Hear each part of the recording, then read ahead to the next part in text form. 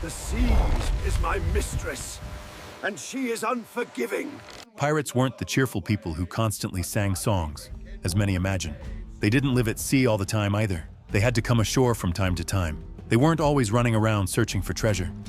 And if you think they carved a big X on maps, well, most of those stories aren't true. They weren't very joyful, in fact. They were often unlucky and miserable, drifting in the middle of the ocean for months without seeing land. Their biggest problem was fresh water. It was nearly impossible to find drinkable water in the open sea.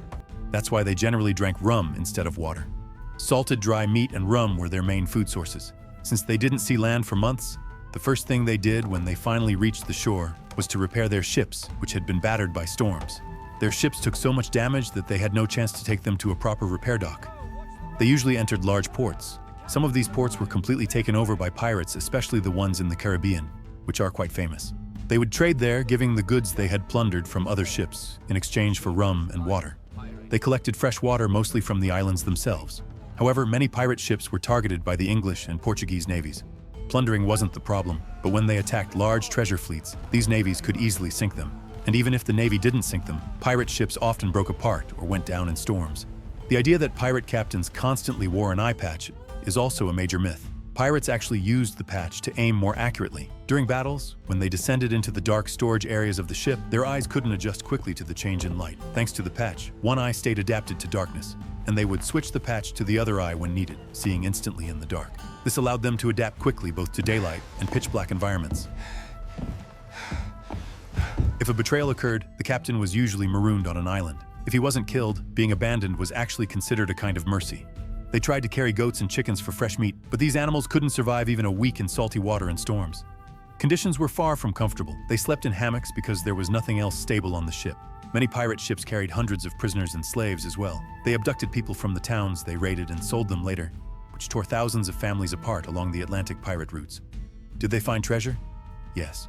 Were these treasures worth huge sums? Yes, but not always.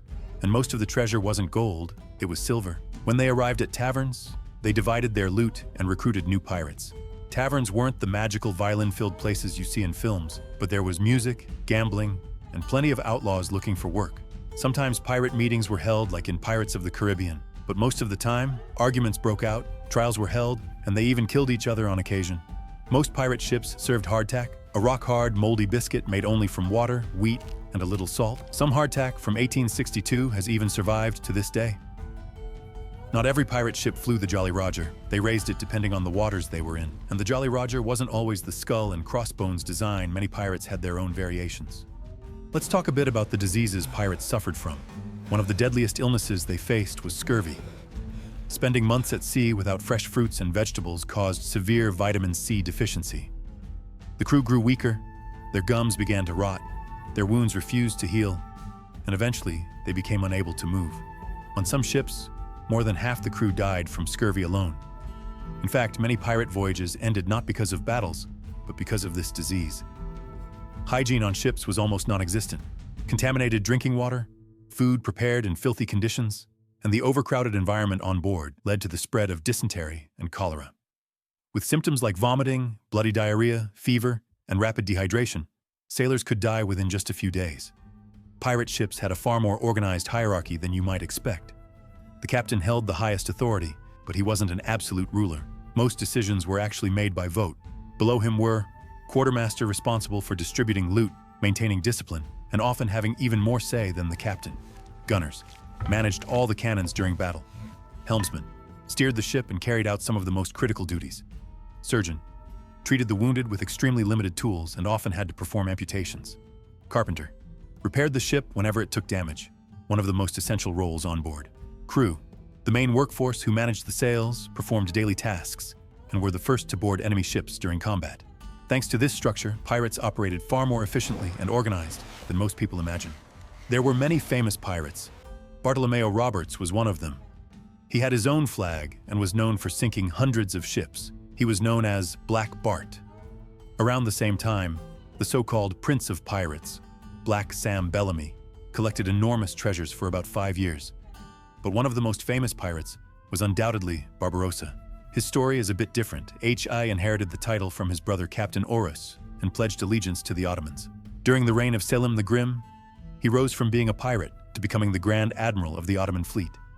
Another famous pirate was Henry, known for sinking the massive Ganjai Sawai, a ship loaded with treasure. No one knows what happened to that treasure afterward. Jack Rackham was the pirate who designed the skull and crossed bones flag. But no pirate is as remarkable as Ching Shi. She went from being a sex worker to marrying a pirate, taking control of his fleet, and terrorizing Portugal and England. Starting her pirate career at age 26, she eventually commanded an incredible force of 60,000 pirates, earning the title Queen of the Pirates. Mary Red and Anne Bonny also became legendary female pirates alongside Calico Jack. The idea of pirates burying treasure is entirely a myth. Pirates usually split the loot immediately among the crew. They had no treasure-burying rituals. They had pirate courts, and pirate laws were taken very seriously. Anyone who betrayed these laws was punished without exception. So yes, the pirate courts you see in films are actually real. There were black pirates as well, but not nearly as many as Hollywood suggests. Another accessory as iconic as the eye patch was the earring. This symbolized great voyages, such as rounding the Cape of Good Hope or taking part in major conquests. Pirates typically had beards because they couldn't spare their precious fresh water for shaving. Now, let me show you a pirate treasure. One of the most significant examples of pirate plunder is a 300-year-old treasure from 1721, discovered on July 3rd in Madagascar. Its modern value is estimated at around $140 million. One of the most decisive steps that led to the end of piracy was the 1700 Piracy Act issued by England. With this law, piracy was officially defined as a crime punishable by death. Trials were accelerated, the possibility of legal protection for pirates vanished, and pirate courts became widespread throughout the British colonies. After this point, hundreds of pirates were executed within the same year, making piracy far too risky and unsustainable. In addition to this, during the early 1700s, the British, Spanish, and Portuguese navies grew significantly stronger. Faster and more durable warships were developed. Although pirate vessels were small and agile, they could no longer compete with these massive and increasingly powerful naval fleets. The greatest pirate battle was the 1722 Battle of Cape Lopez. About 10 years after this battle, the age of piracy came to an end.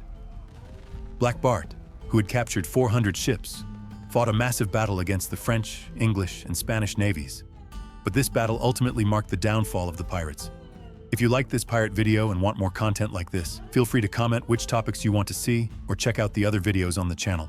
All videos on the channel are AI reenactments. I hope you enjoyed it. See you in the next history video.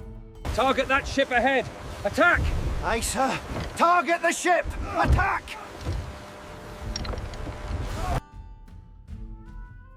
We have lost this war. Our end has come.